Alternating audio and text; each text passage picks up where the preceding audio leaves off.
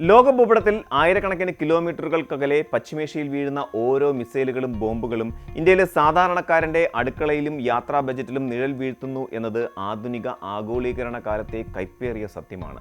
യുദ്ധം കേവലം അതിർത്തികൾ തമ്മിലുള്ള പോരാട്ടമല്ല, മറിച്ച് അത് ലോകത്തിൻ്റെ ഊർജ്ജ വിതരണ ശൃംഖലയെ കീഴ്മേൽ മറിക്കുന്ന സാമ്പത്തിക പ്രതിഭാസം കൂടിയാണ്. പശ്ചിമേഷ്യയിൽ യുദ്ധം കൊടുമ്പിരി കൊണ്ടിരിക്കുമ്പോൾ ഇന്ത്യയിൽ ഇന്ധനക്ഷാമം ഉണ്ടാകുമോ എന്ന ചോദ്യം കേവലം സാങ്കല്പികമല്ല. ലോകത്തിലെ ഏറ്റവും വലിയ മൂന്നാമത്തെ എണ്ണ ഉപഭോഗ രാജ്യമായ ഭാരതത്തെ സംബന്ധിച്ചിടത്തോളം പശ്ചിമേഷ്യയിലെ ഓരോ ചലനവും നിർണായകമാണ്. നമ്മുടെ രാജ്യം നേരിടുന്ന യഥാർത്ഥ വെല്ലുവിളികളും പാചകവാതകത്തിനും പെട്രോളിനും റേഷൻ ഏർപ്പെടുത്തേണ്ട സാഹചര്യം വരുമോ എന്ന ആശങ്കയും ആഴത്തിൽ പരിശോധിക്കേണ്ടതുണ്ട്. ഇന്ത്യയുടെ പ്രകൃതിവാതക ഇറക്കുമതിയുടെ നട്ടെല്ല് ഖത്തറാണ്.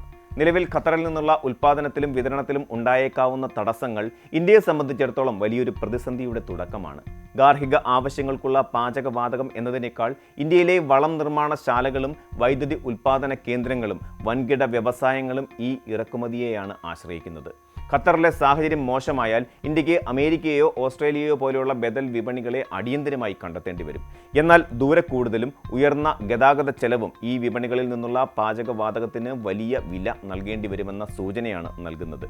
ഇത് രാജ്യത്തെ പണപ്പെരുപ്പത്തിലേക്കും കാർഷിക ഉൽപ്പന്നങ്ങളുടെ വിലക്കയറ്റത്തിലേക്കും നയിച്ചേക്കാം.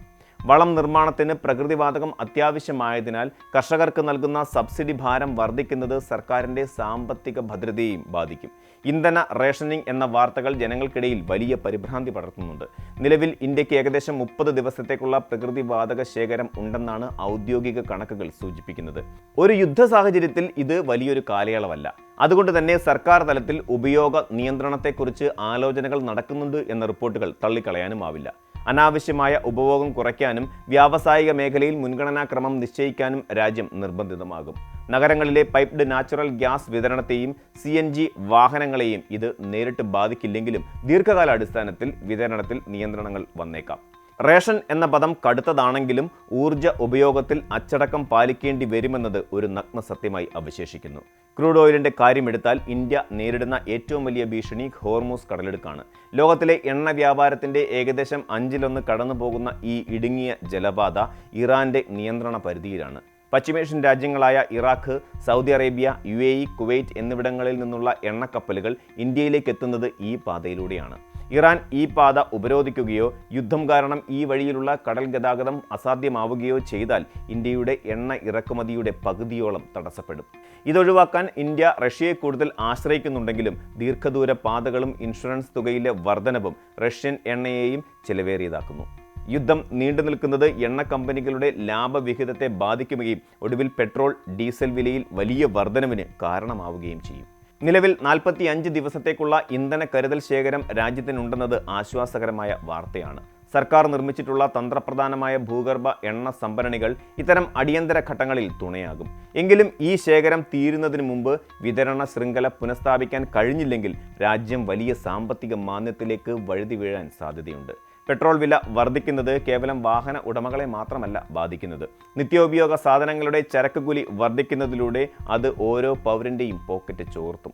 എണ്ണ കമ്പനികൾക്ക് വലിയ വില കൊടുത്ത് ക്രൂഡ് ഓയിൽ വാങ്ങേണ്ടി വരുമ്പോൾ സർക്കാർ സബ്സിഡി നൽകി വില പിടിച്ചു നിർത്താൻ ശ്രമിച്ചാൽ അത് രാജ്യത്തിൻ്റെ ധനക്കമ്മി വർദ്ധിപ്പിക്കും. ഈ ഒരു നൂൽപ്പാലത്തിലൂടെയാണ് ഇന്ത്യയുടെ സാമ്പത്തിക നയം ഇപ്പോൾ സഞ്ചരിക്കുന്നത്. ഇന്ത്യൻ വിപണിയിലെ ആശങ്കകൾ പരിഹരിക്കാൻ സർക്കാർ നയതന്ത്രപരമായ നീക്കങ്ങൾ സജീവമാക്കിയിട്ടുണ്ട്. പുതിയ വിപണികൾ കണ്ടെത്തുക എന്നതിനൊപ്പം തന്നെ ആഭ്യന്തര ഉൽപ്പാദനം വർദ്ധിപ്പിക്കാനും ബദൽ ഊർജ്ജ സ്രോതസ്സുകളിലേക്ക് മാറാനും രാജ്യം ശ്രമിക്കുന്നുണ്ട്. എഥനോൾ മിശ്രിതം വർദ്ധിപ്പിക്കുന്നത് വഴി പെട്രോൾ ഇറക്കുമതിയിൽ നേരിയ കുറവുണ്ടാക്കാൻ നമുക്ക് സാധിച്ചിട്ടുണ്ട്. എങ്കിലും പൂർണ്ണമായ സുരക്ഷിതാവസ്ഥയിലേക്ക് നമ്മൾ എത്തിയിട്ടില്ല എന്നതാണ് സത്യം. യുദ്ധം അന്താരാഷ്ട്ര വിപണിയിൽ ബാരലിന് $100 മുകളിൽ എണ്ണവില എത്തിച്ചാൽ നമ്മുടെ ഇന്ത്യയുടെ സാമ്പത്തിക കണക്കുകൂട്ടൽ തെറ്റുക തന്നെ ചെയ്യും. ഇത് മുന്നിൽ കണ്ടുകൊണ്ടാണ് ഇന്ധന ഉപഭോഗത്തിൽ മിതത്വം പാലിക്കണമെന്ന സന്ദേശം പരോക്ഷമായി അധികൃതർ നൽകുന്നത്. ചുരുക്കത്തിൽ പശ്ചിമേഷ്യയിലെ യുദ്ധം ഇന്ത്യയെ സംബന്ധിച്ചിടത്തോളം ഒരു സാമ്പത്തിക പരീക്ഷണമാണ്. ഗ്യാസിനും എണ്ണയ്ക്കും റേഷൻ ഏർപ്പെടുത്തുന്ന അവസ്ഥയിലേക്ക് കാര്യങ്ങൾ എത്താതിരിക്കാൻ ആഗോളതലത്തിൽ സമാധാനം പുനഃസ്ഥാപിക്കപ്പെടേണ്ടത് അത്യാവശ്യമാണ്. പൗരന്മാർ എന്ന നിലയിൽ ഊർജം പാഴാക്കാതിരിക്കുകയും ഇത്തരം പ്രതിസന്ധി ഘട്ടങ്ങളിൽ പരിഭ്രാന്തരാകാതെ വിവേകപൂർവ്വം പ്രവർത്തിക്കുകയും ചെയ്യുക എന്നതാണ് നമുക്ക് ചെയ്യാവുന്ന ഏറ്റവും വലിയ കാര്യം. യുദ്ധം ഭൂമിശാസ്ത്രപരമായ അതിർത്തികൾക്കപ്പുറം മനുഷ്യൻ്റെ ജീവിത രീതിയെയും സ്വാധീനിക്കുന്ന ഒന്നാണെന്ന് ഈ സാഹചര്യം നമ്മെ വീണ്ടും ഓർമ്മിപ്പിക്കുന്നു. ഇന്ത്യയുടെ കരുത്തായ കരുതൽ ശേഖരവും നയതന്ത്ര മികവും ഈ പ്രതിസന്ധിയെ മറികടക്കാൻ സഹായിക്കുമെന്ന് നമുക്ക് പ്രത്യാശിക്കാം. എന്നാൽ അമിതമായ ആത്മവിശ്വാസം ഉപേക്ഷിച്ച് കരുതലോടെ മുന്നോട്ട് നീങ്ങേണ്ട സമയം തന്നെയാണ് ഇത്. കൂടുതൽ വാർത്തകൾക്ക് news 18 Keralam YouTube channel subscribe ചെയ്യുക.